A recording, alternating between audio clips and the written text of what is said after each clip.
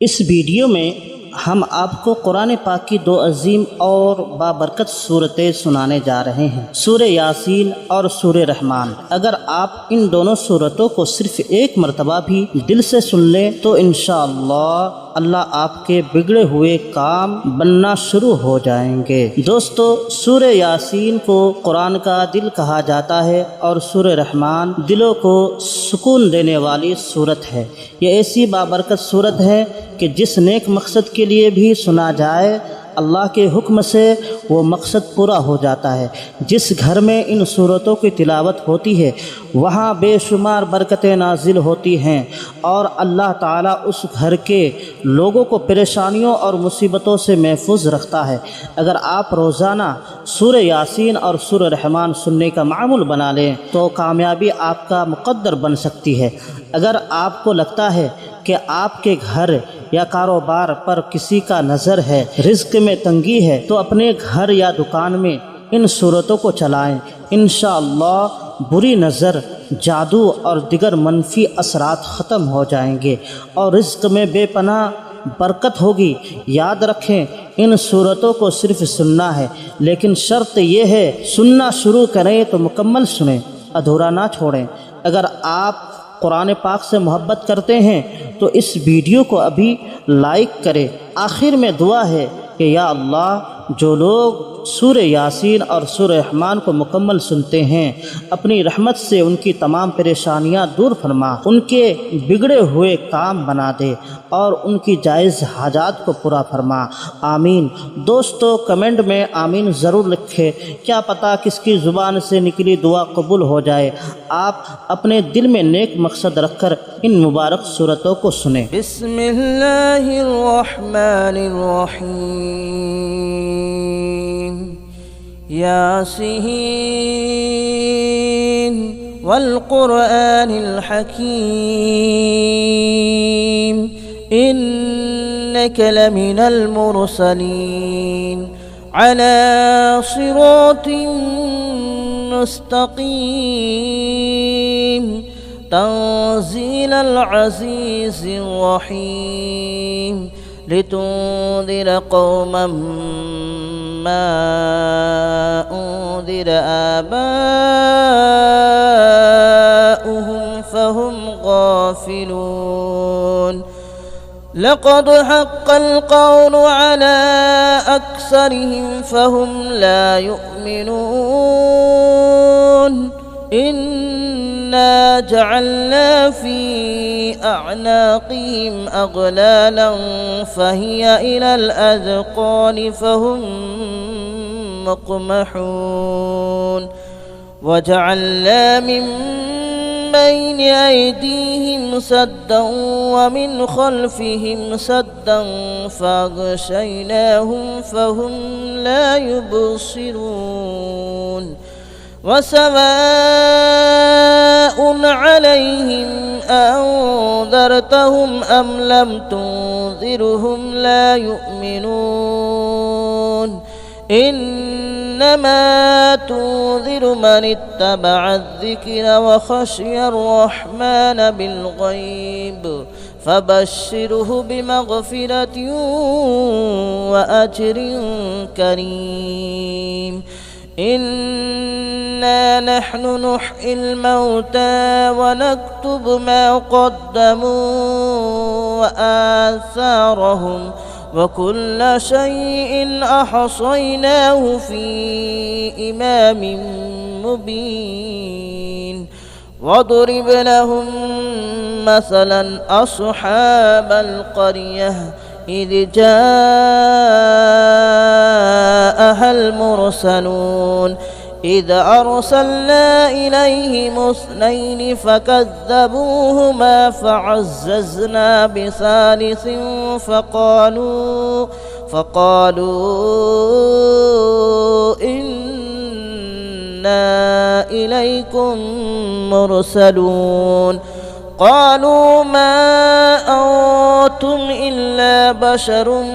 مثلنا وما أنزل الرحمن من شيء إن أنتم إلا تكذبون قالوا ربنا يعلم إنا إليكم لمرسلون وما علينا إلا البلاغ المبين قالوا إنا تطيرنا بكم لئن لم تنتهوا لنرجمنكم وليمسنكم منا عذاب أليم قالوا طائركم معكم أئن ذكرتم بل أنتم قوم مسرفون وجاء من أقصى المدينة رجل يسعى قال يا قوم اتبعوا المرسلين اتبعوا من لا يسألكم أجرا وهم مهتدون وما لي لا أعبد الذي فطرني وإليه ترجعون أأتخذ من دونه آلهة إن يردني الرحمن بضر لا تغن عني شفاءتهم شيئا ولا ينقذون إني إذا لفي ضلال مبين آمنت بربكم فاسمعون قيل ادخل الجنة قال يا ليت قومي يعلمون بما غفر لي ربي وجعلني من المكرمين وما أنزلنا على قومه من بعده من جود من السماء وما كنا منزلين إن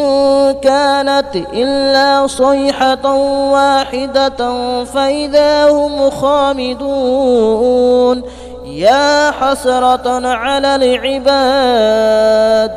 ما يأتيهم من رسول إلا كانوا به يستهزئون ألم يروا كم أهلكنا قبلهم من القرون أنهم إليهم لا يرجعون وإن كل لما جميع لدينا محضرون وآية لهم الأرض الميتة أحييناها وأخرجنا منها حبا فمنه يأكلون وجعلنا فيها جنات من نخيل وأعناب وفجرنا فيها من العيون ليأكلوا من ثمره وما عملته أيديهم أفلا يشكرون سبحان الذي خلق الأزواج كلها مما تنبت الأرض ومن أنفسهم ومما لا يعلمون وآية لهم الليل نسلخ منه النهار فإذا هم مظلمون والشمس تجري لمستقر لها ذلك تقدير العزيز العليم والقمر قدرناه منازل حتى عاد كالعرجون القديم لا الشمس ينبغي لها أن تدرك القمر ولا الليل سابق النهار وكل في فلك يسبحون وآية لهم ألا حملنا ذريتهم في الفلك المشحون وخلقنا لهم من مثله ما يركبون وإن نشأ نغرقهم فلا صريخ لهم ولا هم ينقذون إلا رحمة منا ومتاعا إلى حين وإذا قيل لهم اتقوا ما بين أيديكم وما خلفكم لعلكم ترحمون وما تأتيهم من آية من آيات ربهم إلا كانوا عنها معرضين وإذا قيل لهم أنفقوا مما رزقكم الله قال الذين كفروا للذين آمنوا أنطعم من لو يشاء الله أطعمه إن أنتم إلا في ضلال مبين ويقولون متى هذا الوعد إن كنتم صادقين ما ينظرون إلا صيحة واحدة تأخذهم وهم يخصمون فلا يستطيعون توصية ولا إلى أهلهم يرجعون ونفخ في الصور فإذا هم من الأجداث إلى ربهم ينسلون قالوا يا ويلنا من بعثنا من مرقدنا هذا ما وعد الرحمن وصدق المرسلون إن كانت إلا صيحة واحدة فإذا هم جميع لدينا محضرون فاليوم لا تظلم نفس شيئا ولا تجزون إلا ما كنتم تعملون إن أصحاب الجنة اليوم في شغل فاكهون هم وأزواجهم في ظلال على الأرائك متكئون لهم فيها فاكهة ولهم ما يدعون سلام قولا من رب رحيم وامتازوا اليوم أيها المجرمون ألم أعهد إليكم يا بني آدم ألا تعبدوا الشيطان ألم أعهد إليكم يا بني آدم ألا تعبدوا الشيطان إنه لكم عدو مبين وأن اعبدوني هذا صراط مستقيم ولقد أضل منكم جبلا كثيرا أفلم تكونوا تعقلون هذه جهنم التي كنتم توعدون اصلوها اليوم بما كنتم تكفرون اليوم نختم على أفواههم وتكلمنا أيديهم وتشهد أرجلهم بما كانوا يكسبون ولو نشاء لطمسنا على أعينهم فاستبقوا الصراط فأنى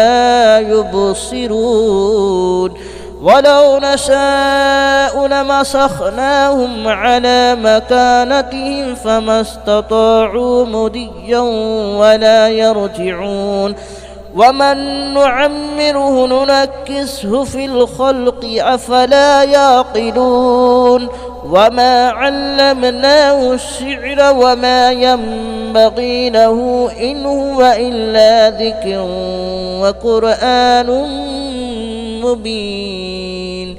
لينذر من كان حيا ويحق القول على الكافرين أولم يروا أنا خلقنا لهم مما عملت أيدينا أنعاما فهم لها مالكون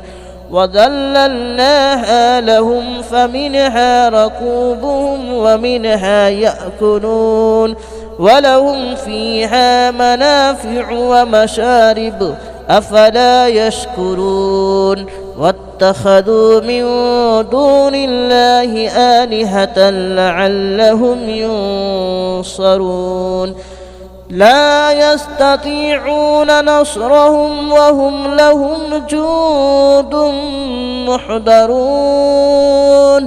فلا يحزنك قولهم إنا نعلم ما يسرون وما يعلنون أولم ير الإنسان أنا خلقناه من نطفة فإذا هو خصيم مبين وضرب لنا مثلا ونسي خلقه قال من يحيي العظام وهي رميم قل يحييها الذي أنشأها أول مرة وهو بكل خلق عليم الذي جعل لكم من الشجر الأخضر نارا فإذا أنتم منه توقدون أوليس الذي خلق السماوات والأرض بقادر على أن يخلق مثلهم بلى وهو الخلاق العليم إنما أمره إذا أراد شيئا أن يقول له كن فيكون فسبحان الذي بيده ملكوت كل شيء وإليه ترجعون بسم الله الرحمن الرحيم الرحمن علم القرآن خلق الإنسان علمه البيان الشمس والقمر بحسبان والنجم والشجر يسجدان والسماء رفعها ووضع الميزان ألا تطغوا في الميزان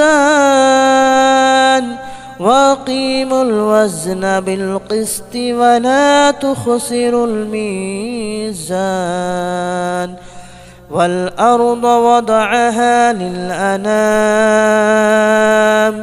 فيها فاكهة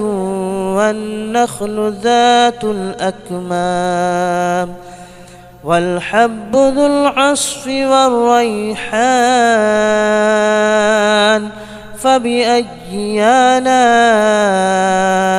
ربكما تكذبان خلق الإنسان من صلصال كالفخار وخلق الجان من مارج من نار فبأي آلاء ربكما تكذبان رب المشرقين ورب المغربين فبأي آلاء ربكما تكذبان مرج البحرين يلتقيان بينهما برزخ لا يبغيان فبأي آلاء ربكما تكذبان يخرج منهما اللؤلؤ والمرجان فبأي آلاء ربكما تكذبان وله الجوار المنشآت في البحر كالأعلام فبأي آلاء ربكما تكذبان كل من عليها فان ويبقى وجه ربك ذو الجلال والإكرام فبأي آلاء ربكما تكذبان يسأله من في السماوات والأرض كل يوم هو في شأن فبأي آلاء ربكما تكذبان سنفرغ لكم أيها الثقلان فبأي آلاء ربكما تكذبان يا معشر الجن والإنس إن استطعتم أن تنفذوا من أقطار السماوات والأرض فانفذوا لا تنفذون إلا بسلطان فبأي آلاء ربكما تكذبان يرسل عليكما شواظ من نار ونحاس فلا تنتصران فبأي آلاء ربكما تكذبان فإذا انشقت السماء فكانت وردة كالدهان فبأي آلاء ربكما تكذبان فيومئذ لا يسأل عن ذنبه إنس ولا جان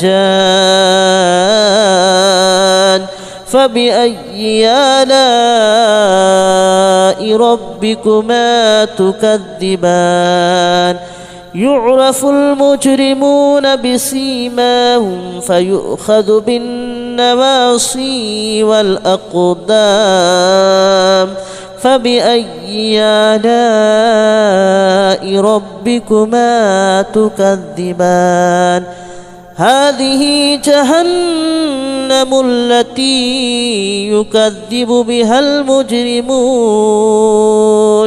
يطوفون بينها وبين حميم آن فبأي آلاء ربكما تكذبان ولمن خاف مقام ربه جنتان فبأي آلاء ربكما تكذبان ذواتا أفنان فبأي آلاء ربكما تكذبان فيهما عينان تجريان فبأي آلاء ربكما تكذبان فيهما من كل فاكهة زوجان فبأي آلاء ربكما تكذبان متكئين على فرش بطائنها من استبرق وجنى الجنتين دان فبأي آلاء ربكما تكذبان فيهن قاصرات الطرف لم يطمثهن إنس قبلهم ولا جان فبأي آلاء ربكما تكذبان كأنهن الياقوت والمرجان فبأي آلاء ربكما تكذبان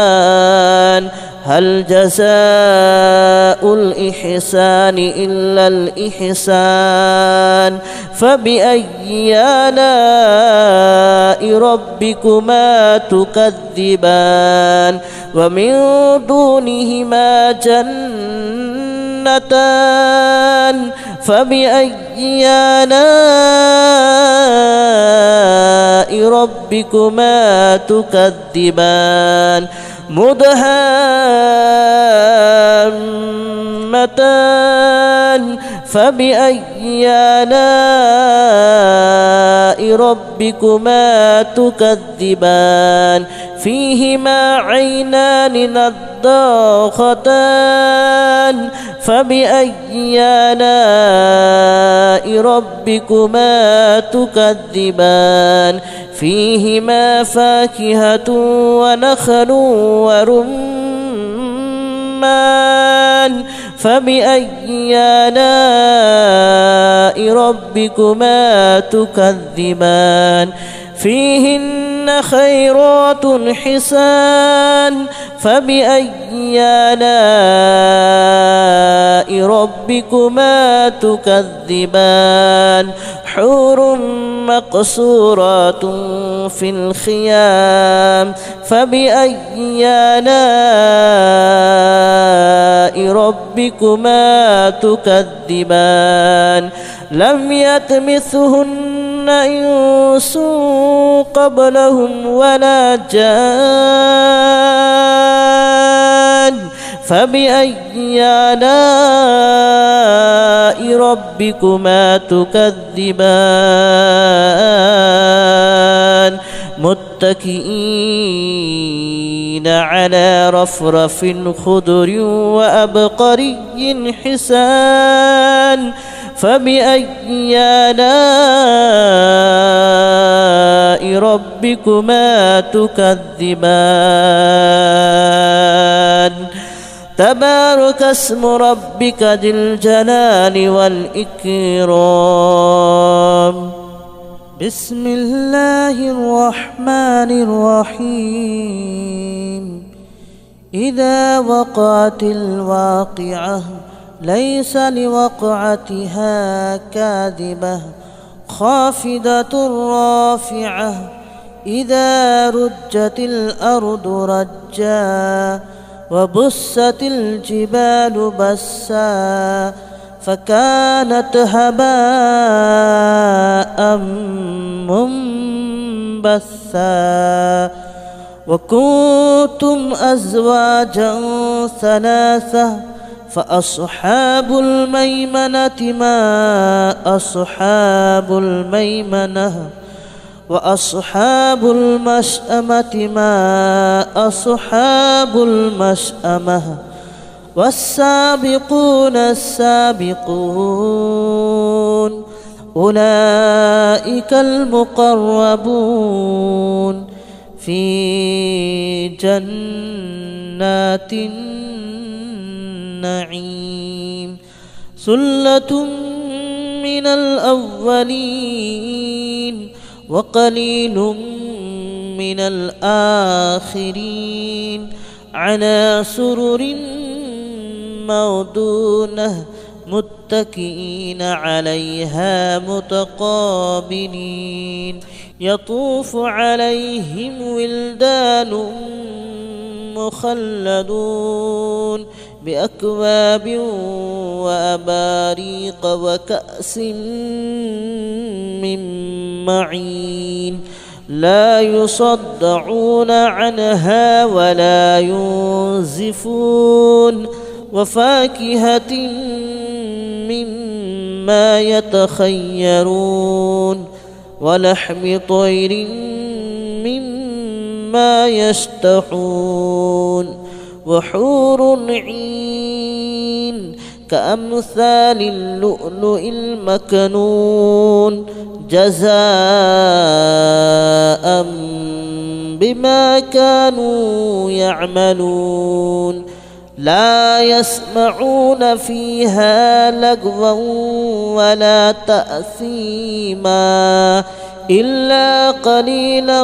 سلاما سلاما وأصحاب اليمين ما أصحاب اليمين في سدر مخدود وطلح منضود وظل ممدود وماء مسكوب وفاكهة كثيرة لا مقطوعة ولا ممنوعة وفرش مرفوعة إنا أنشأناهن إن شاء فجعلناهن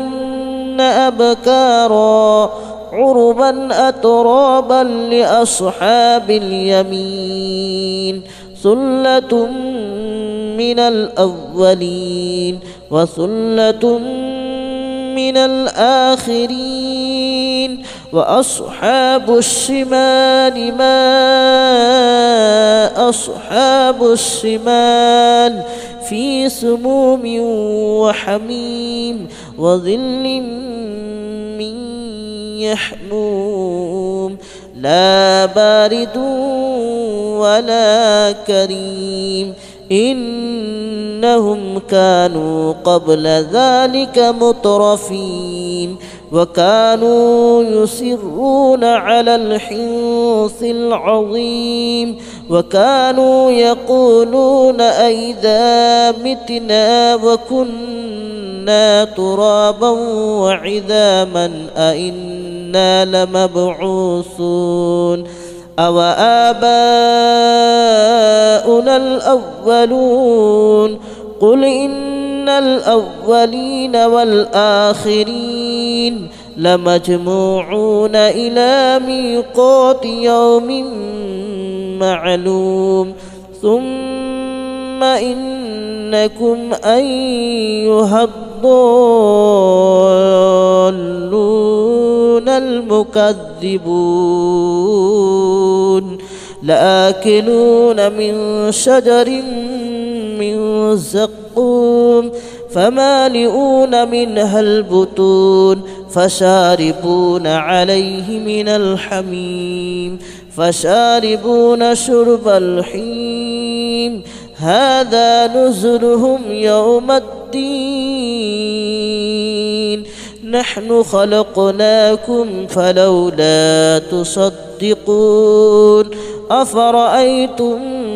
ما تمنون أأنتم تخلقونه أم نحن الخالقون نحن قدرنا بينكم الموت وما نحن بمسبوقين على أن نبدل أمثالكم وننشئكم فيما لا تعلمون ولقد علمتم النشأة الأولى فلولا تذكرون أفرأيتم ما تحرثون أأنتم تزرعونه أم نحن الزارعون لو نشاء لجعلناه هطاما فظلتم تفكهون إنا لمغرمون بل نحن محرومون أفرأيتم الماء الذي تشربون أأنتم أنزلتموه من المزن أم نحن المنزلون لو نشاء جعلناه أجاجا فلولا تشكرون أفرأيتم النار التي تورون أأنتم أنشأتم شجرتها أم نحن المنشئون نحن جعلناها تذكرة ومتاعا للمتقين نحن جعلناها تذكرة ومتاعا للمقوين فسبح باسم ربك العظيم فلا أقسم بمواقع النجوم وإنه لقسم لو تعلمون عظيم إنه لقرآن كريم في كتاب مكنون لا يمسه إلا المطهرون تنزيل من رب العالمين أفبهذا الحديث أنتم مدهنون وتجعلون رزقكم أنكم تكذبون فلولا إذا بلغت الحلقوم وأنتم حينئذ تنظرون ونحن أقرب إليه منكم ولكن لا تبصرون فلولا إن كنتم غير مدينين ترجعونها إن كنتم صادقين فأما إن كان من المقربين فروح وريحان وجنة نعيم وأما إن كان من أصحاب اليمين فسلام لك من أصحاب اليمين وأما إن كان من المكذبين الضالين فنزل من حميم وتصلية جحيم إن هذا لهو حق اليقين فسبح باسم ربك العظيم بسم الله الرحمن الرحيم ياسين والقرآن الحكيم إنك لمن المرسلين على صراط مستقيم تنزيل العزيز الرحيم لتنذر قوما ما أنذر آباؤهم فهم غافلون لقد حق القول على أكثرهم فهم لا يؤمنون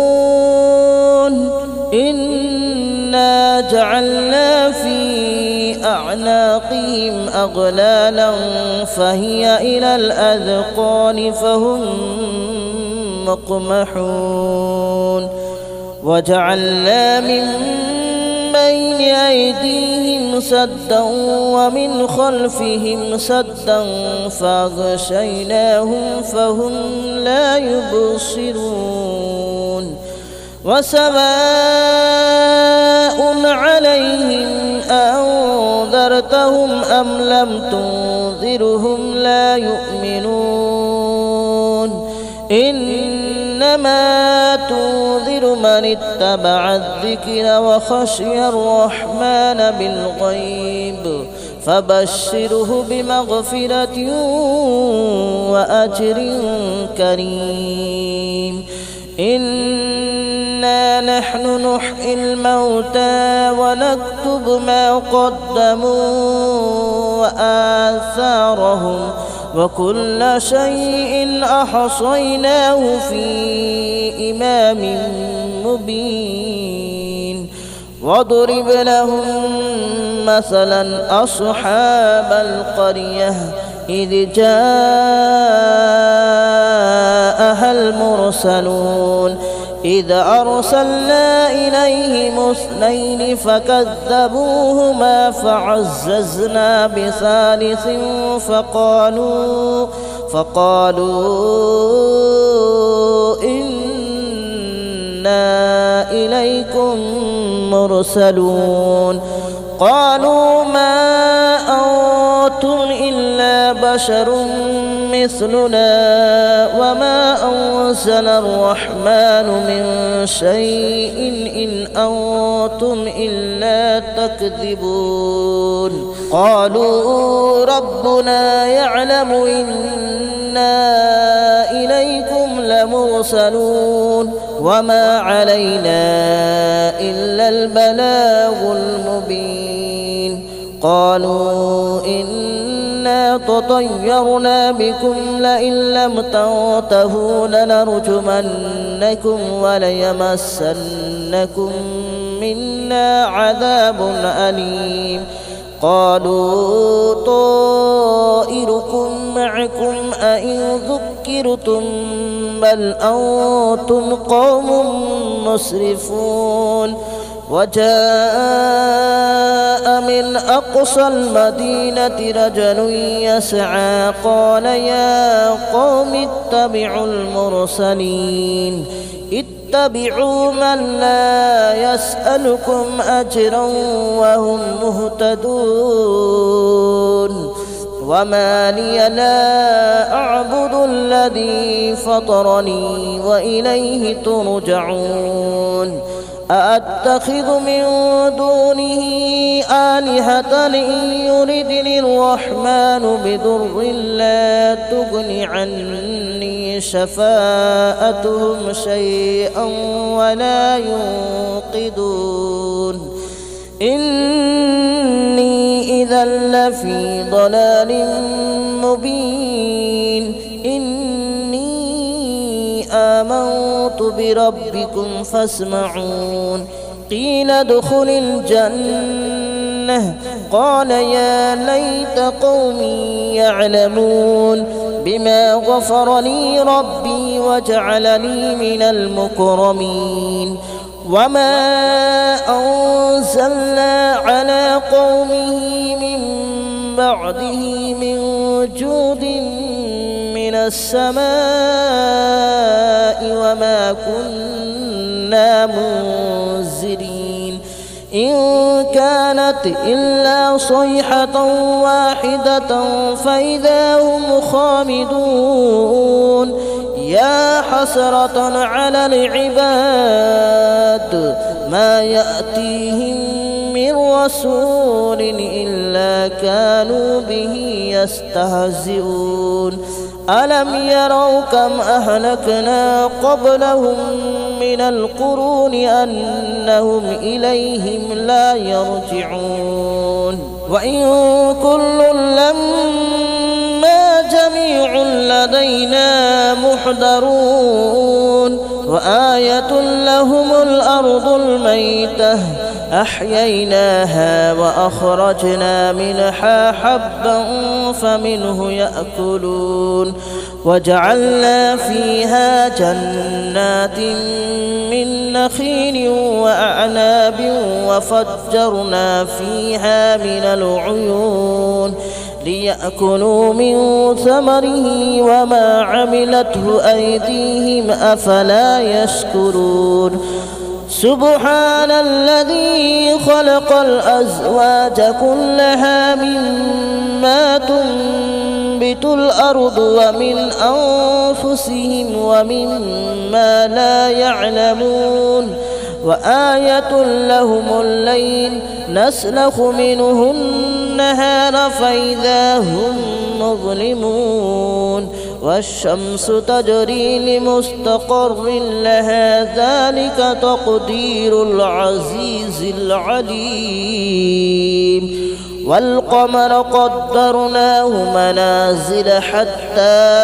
عاد كالعرجون القديم لا الشمس ينبغي لها أن تدرك القمر ولا الليل سابق النهار وكل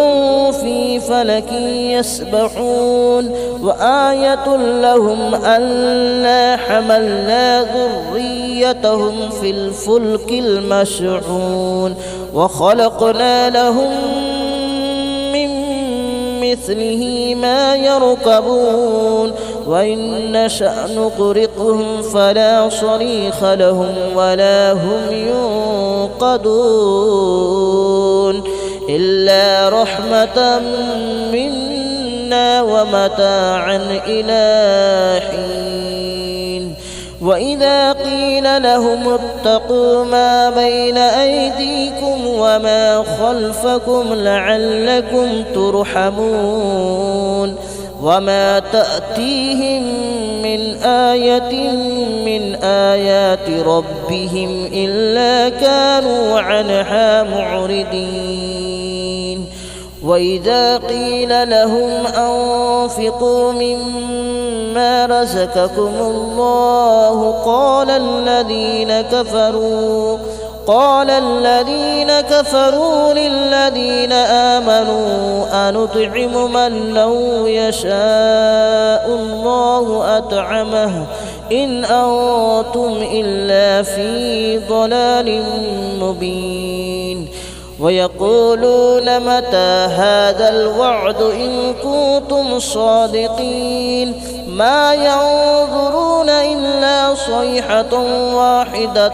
تأخذهم وهم يخصمون فلا يستطيعون توصية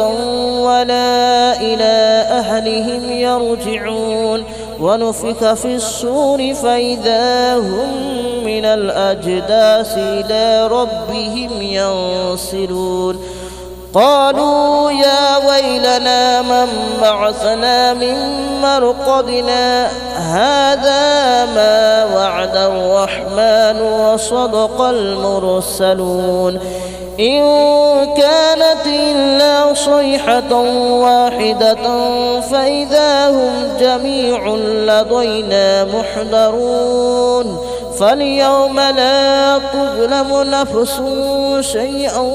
ولا تجزون إلا ما كنتم تعملون إن أصحاب الجنة اليوم في شغل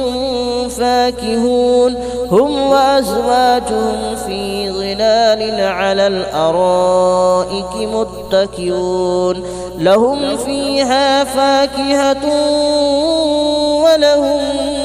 ما يدعون سلام قولا من رب رحيم وامتازوا اليوم أيها المجرمون ألم أعهد إليكم يا بني آدم ألا تعبدوا الشيطان ألم أعهد إليكم يا بني آدم ألا تعبدوا الشيطان إنه لكم عدو مبين وأن اعبدوني هذا صراط مستقيم ولقد أضل منكم جبلا كثيرا أفلم تكونوا تعقلون هذه جهنم التي كنتم توعدون اصلوها اليوم بما كنتم تكفرون اليوم نختم على أفواههم وتكلمنا أيديهم وتشهد أرجلهم بما كانوا يكسبون ولو نشاء لطمسنا على أعينهم فاستبقوا الصراط فأنى يبصرون ولو نشاء لمسخناهم على مكانتهم فما استطاعوا مضيا ولا يرجعون ومن نعمره ننكسه في الخلق أفلا يعقلون وما علمناه الشعر وما ينبغي له إن هو إلا ذكر وقرآن مبين لينذر من كان حيا ويحق القول على الكافرين أولم يروا أنا خلقنا لهم مما عملت أيدينا أنعاما فهم لها مالكون وذللناها لهم فمنها ركوبهم ومنها يأكلون ولهم فيها منافع ومشارب أفلا يشكرون واتخذوا من دون الله آلهة لعلهم ينصرون لا يستطيعون نصرهم وهم لهم جند محضرون فلا يحزنك قولهم إنا نعلم ما يسرون وما يعلنون أولم يرى الإنسان أنا خلقناه من نطفة فإذا هو خصيم مبين وضرب لنا مثلا ونسي خلقه قال من يحيي العظام وهي رميم قل يحييها الذي أنشأها أول مرة وهو بكل خلق عليم الذي جعل لكم من الشجر الأخضر نارا فإذا أنتم منه توقدون أوليس الذي خلق السماوات والأرض بقادر على أن يخلق مثلهم بلى وهو الخلاق العليم إنما أمره إذا أراد شيئا أن يقول له كن فيكون فسبحان الذي بيده ملكوت كل شيء وإليه ترجعون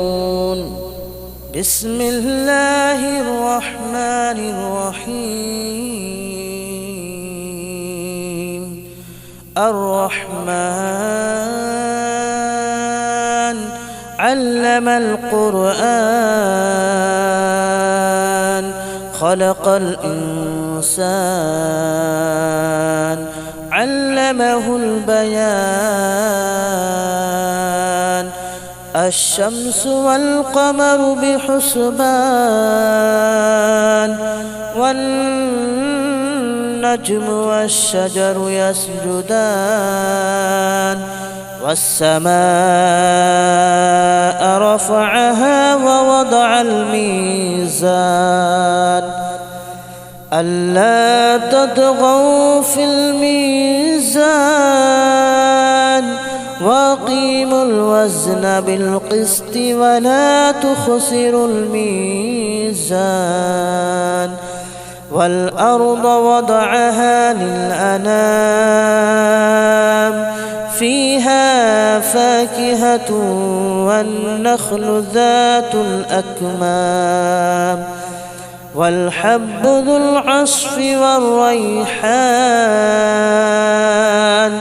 فبأي آلاء ربكما تكذبان خلق الإنسان من صلصال كالفخار وخلق الجان من مارج من نار فبأي آلاء ربكما تكذبان رب المشرقين ورب المغربين فبأي آلاء ربكما تكذبان مرج البحرين يلتقيان بينهما برزخ لا يبغيان فبأي آلاء ربكما تكذبان يخرج منهما اللؤلؤ والمرجان فبأي آلاء ربكما تكذبان وله الجوار المنشآت في البحر كالأعلام فبأي آلاء ربكما تكذبان كل من عليها فان ويبقى وجه ربك ذو الجلال والإكرام فبأي آلاء ربكما تكذبان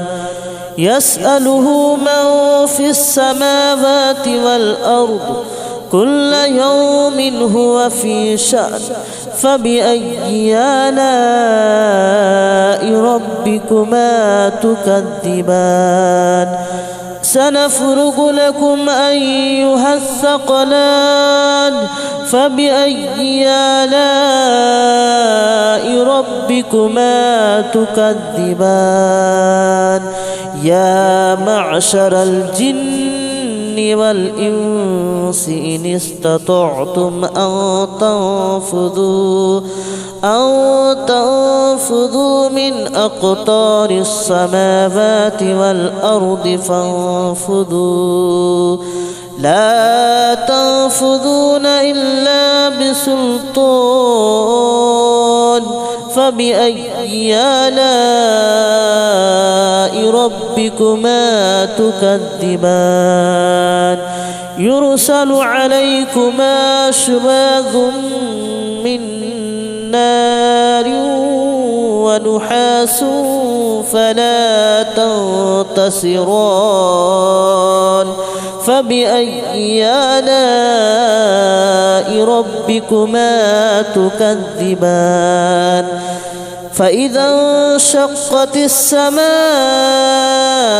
فكانت وردة كالدهان فبأي آلاء ربكما تكذبان فيومئذ لا يسأل عن ذنبه إنس ولا جان فبأي آلاء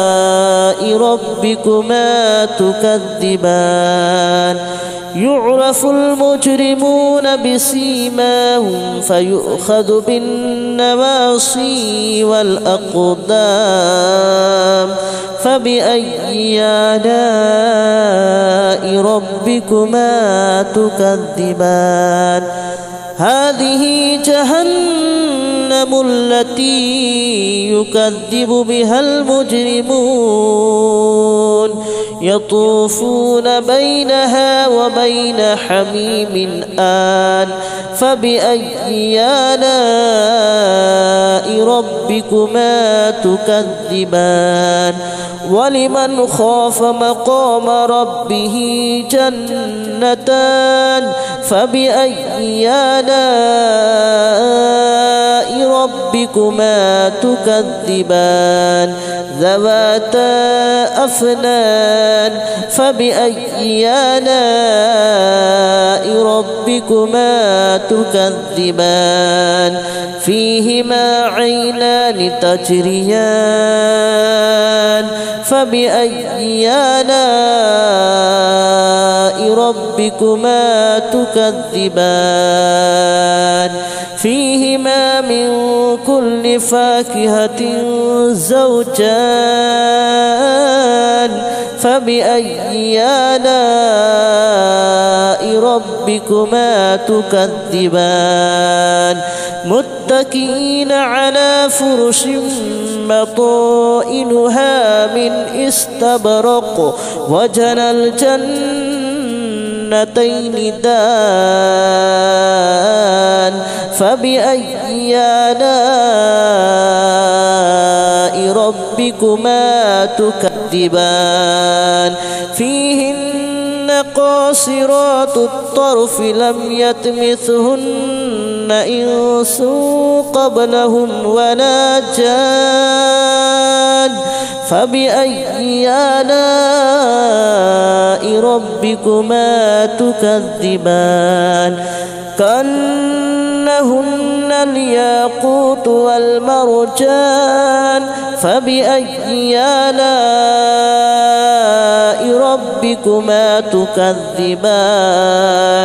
هل جزاء الإحسان إلا الإحسان فبأي آلاء ربكما تكذبان ومن دونهما جنتان فبأي آلاء ربكما تكذبان مدهامتان فبأي آلاء ربكما تكذبان فيهما عينان نضاختان فبأي آلاء ربكما تكذبان فيهما فاكهة ونخل ورمان فبأي آلاء ربكما تكذبان فيهن خيرات حسان فبأي آلاء ربكما تكذبان حور مقصورات في الخيام فبأي آلاء ربكما تكذبان لم يطمثهن إنس قبلهم ولا جان فبأي آلاء ربكما تكذبان متكئين على رفرف خضر وأبقري حسان فبأي آلاء ربكما تكذبان تبارك اسم ربك ذي الجلال والإكرام بسم الله الرحمن الرحيم إذا وقعت الواقعة ليس لوقعتها كاذبة خافضة رافعة إذا رجت الأرض رجا وبست الجبال بسا فكانت هباء منبثا وكنتم أزواجا ثلاثة فأصحاب الميمنة ما أصحاب الميمنة وأصحاب المشأمة ما أصحاب المشأمة والسابقون السابقون أولئك المقربون في جنات النعيم ثلة من من الأولين وقليل من الآخرين على سرر موضونة متكئين عليها متقابلين يطوف عليهم ولدان مخلدون بأكواب وأباريق وكأس من معين لا يصدعون عنها ولا ينزفون وفاكهة مما يتخيرون ولحم طير مما يشتهون وحور عين كأمثال اللؤلؤ المكنون جزاء بما كانوا يعملون لا يسمعون فيها لغوا ولا تأثيما إلا قليلا سلاما سلاما وأصحاب اليمين ما أصحاب اليمين في سدر مخدود وطلح منضود وظل ممدود وماء مسكوب وفاكهة كثيرة لا مقطوعة ولا ممنوعة وفرش مرفوعة إنا أنشأناهن إن شاء فجعلناهن أبكارا عربا أترابا لأصحاب اليمين ثلة من الأولين وثلة من الآخرين وأصحاب الشمال ما أصحاب الشمال في سموم وحميم وظل من يحموم لا بارد ولا كريم إنهم كانوا قبل ذلك مترفين وكانوا يصرون على الحنث العظيم وكانوا يقولون أئذا متنا وكنا ترابا وعظاما أئنا لمبعوثون أو آباؤنا الأولون قل إن الأولين والآخرين لمجموعون إلى ميقات يوم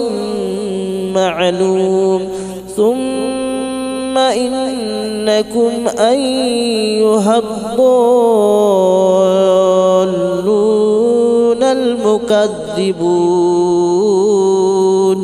لآكلون من شجر من زقوم فمالئون منها البطون فشاربون عليه من الحميم فشاربون شرب الحميم هذا نزلهم يوم الدين نحن خلقناكم فلولا تصدقون أفرأيتم ما تمنون أأنتم تخلقونه أم نحن الخالقون نحن قدرنا بينكم الموت وما نحن بمسبوقين على أن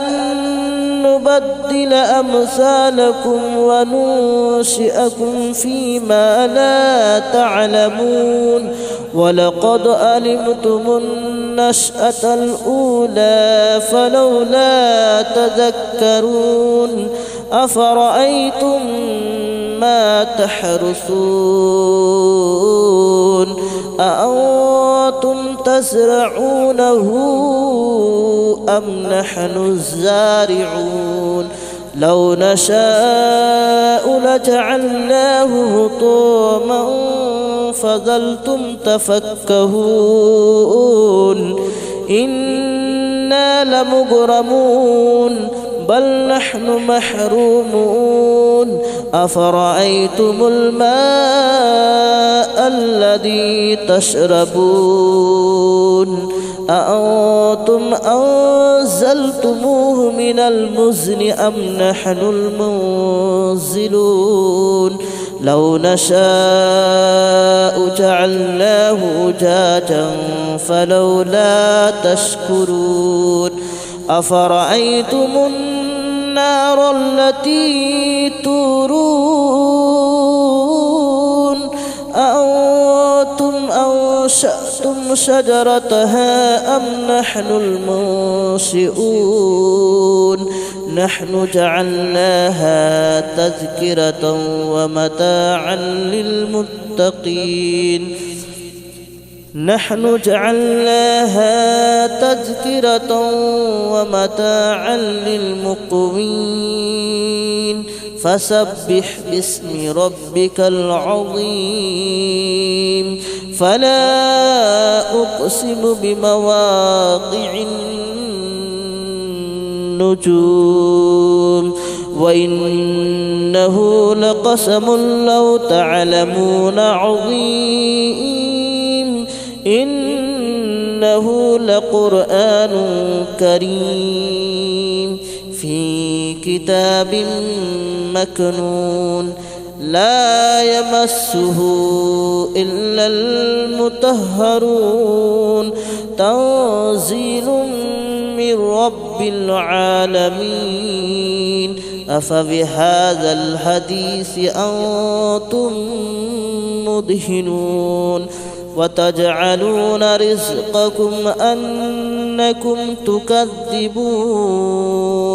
فلولا إذا بلغت الحلقوم وأنتم حينئذ تنظرون ونحن أقرب إليه منكم ولكن لا تبصرون فلولا إن كنتم غير مدينين ترجعونها إن كنتم صادقين فأما إن كان من المقربين فروح وريحان وجنة نعيم وأما إن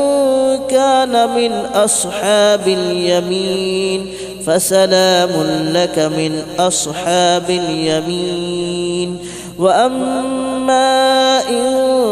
كان من المكذبين الضالين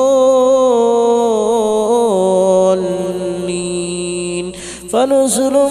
من حميم وتصلية جحيم إن هذا لهو حق اليقين فسبح باسم ربك العظيم بسم الله الرحمن الرحيم ياسين والقرآن الحكيم إنك لمن المرسلين على صراط مستقيم تنزيل العزيز الرحيم لتنذر قوما ما أنذر آباؤهم فهم غافلون لقد حق القول على أكثرهم فهم لا يؤمنون إنا جعلنا في أعناقهم أغلالا فهي إلى الأذقان فهم مقمحون وجعلنا من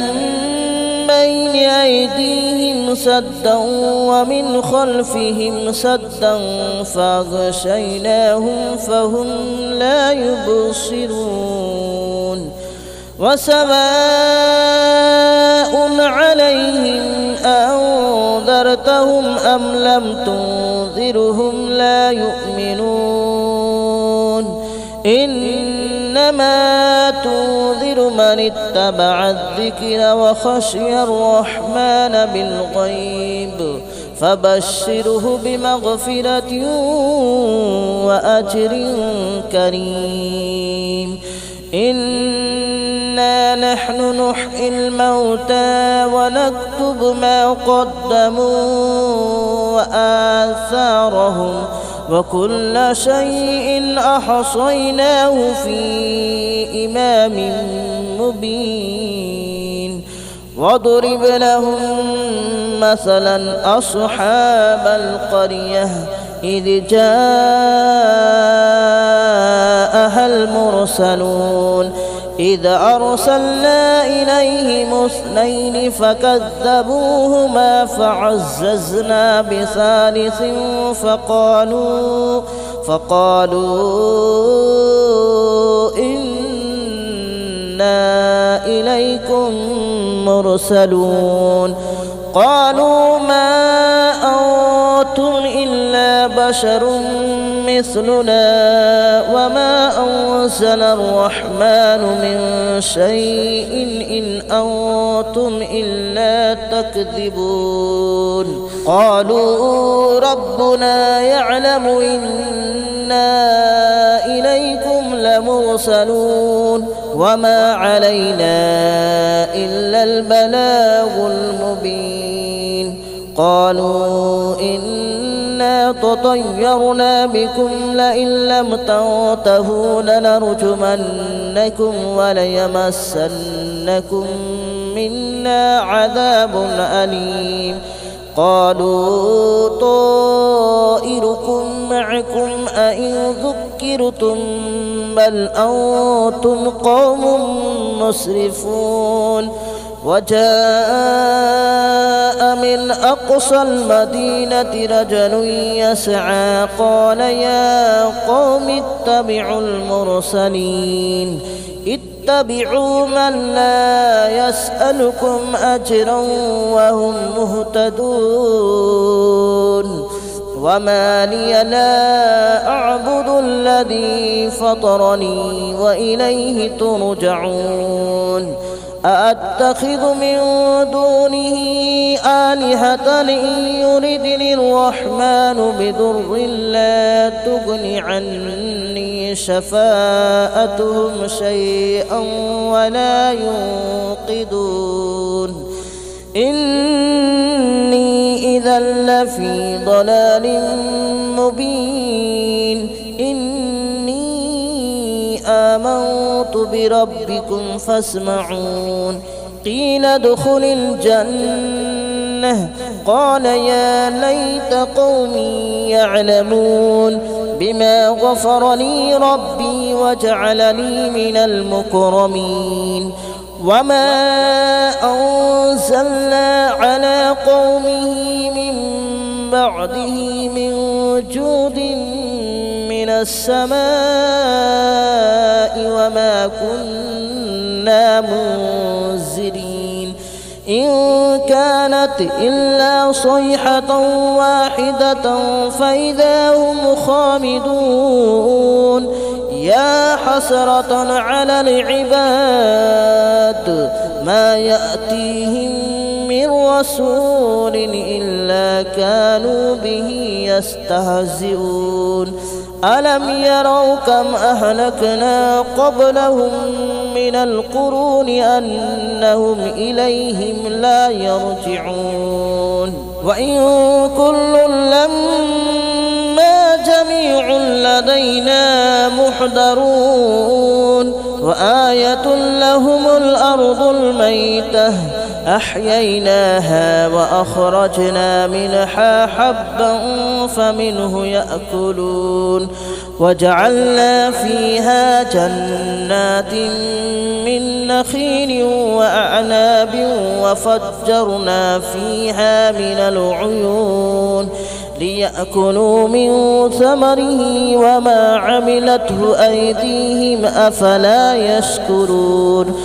سبحان الذي خلق الأزواج كلها مما تنبت الأرض ومن أنفسهم ومما لا يعلمون وآية لهم الليل نسلخ منه النهار فإذا هم مظلمون والشمس تجري لمستقر لها ذلك تقدير العزيز العليم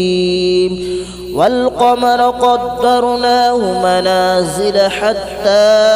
عاد كالعرجون القديم لا الشمس ينبغي لها أن تدرك القمر ولا الليل سابق النهار وكل في فلك يسبحون وآية لهم ألا حملنا ذريتهم في الفلك المشحون وخلقنا لهم من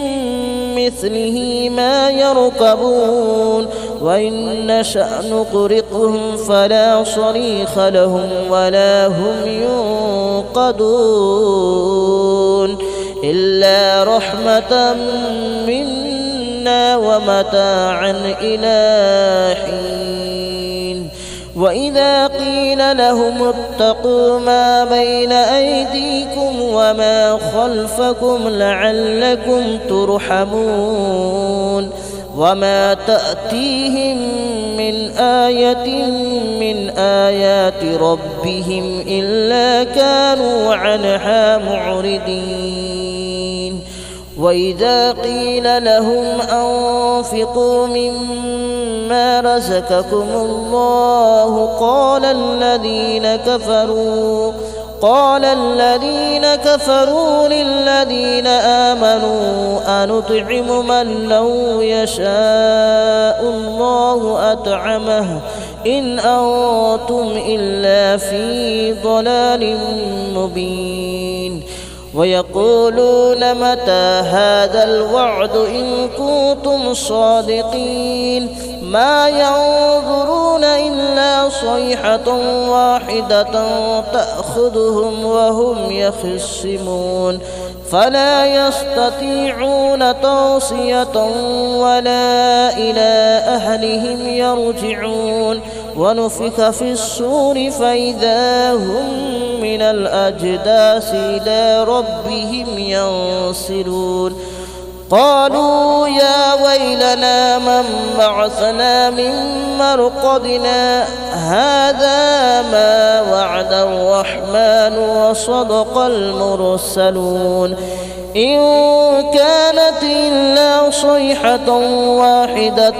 فإذا هم جميع لدينا محضرون فاليوم لا تظلم نفس شيئا ولا تجزون إلا ما كنتم تعملون إن أصحاب الجنة اليوم في شغل فاكهون هم وأزواجهم في ظلال على الأرائك متكئون لهم فيها فاكهة ولهم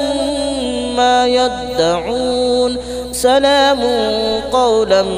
من رب رحيم وامتازوا اليوم أيها المجرمون ألم أعهد إليكم يا بني آدم ألا تعبدوا الشيطان ألم أعهد إليكم يا بني آدم ألا تعبدوا الشيطان إنه لكم عدو مبين وأن اعبدوني هذا صراط مستقيم ولقد أضل منكم جبلا كثيرا أفلم تكونوا تعقلون هذه جهنم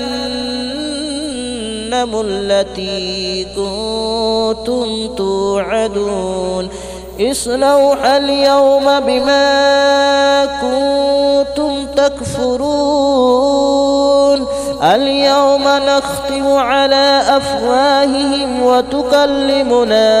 أيديهم وتشهد أرجلهم بما كانوا يكسبون ولو نشاء لطمسنا على أعينهم فاستبقوا الصراط فأنى يبصرون ولو نشاء لمسخناهم على مكانتهم فما استطاعوا مضيا ولا يرجعون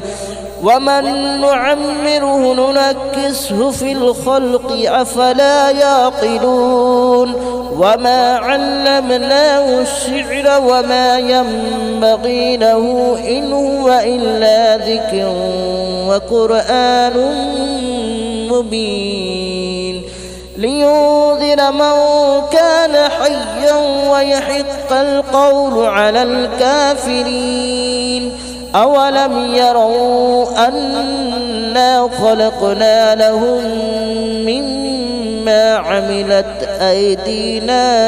أنعاما فهم لها مالكون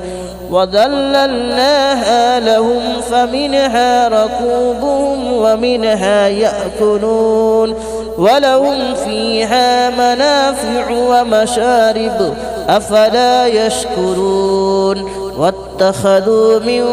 دون الله آلهة لعلهم ينصرون لا يستطيعون نصرهم وهم لهم جند محضرون فلا يحزنك قولهم إنا نعلم ما يسرون وما يعلنون أولم يرى الإنسان أنا خلقناه من نطفة فإذا هو خصيم مبين وضرب لنا مثلا ونسي خلقه قال من يحيي العظام وهي رميم قل يحييها الذي أنشأها أول مرة وهو بكل خلق عليم الذي جعل لكم من الشجر الأخضر نارا فإذا أنتم منه توقدون أوليس الذي خلق السماوات والأرض بقادر على أن يخلق مثلهم بلى وهو الخلاق العليم إنما أمره إذا أراد شيئا أن يقول له كن فيكون فسبحان الذي بيده ملكوت كل شيء وإليه ترجعون بسم الله الرحمن الرحيم الرحمن علم القرآن خلق الإنسان علمه البيان الشمس والقمر بحسبان والنجم والنجم والشجر يسجدان والسماء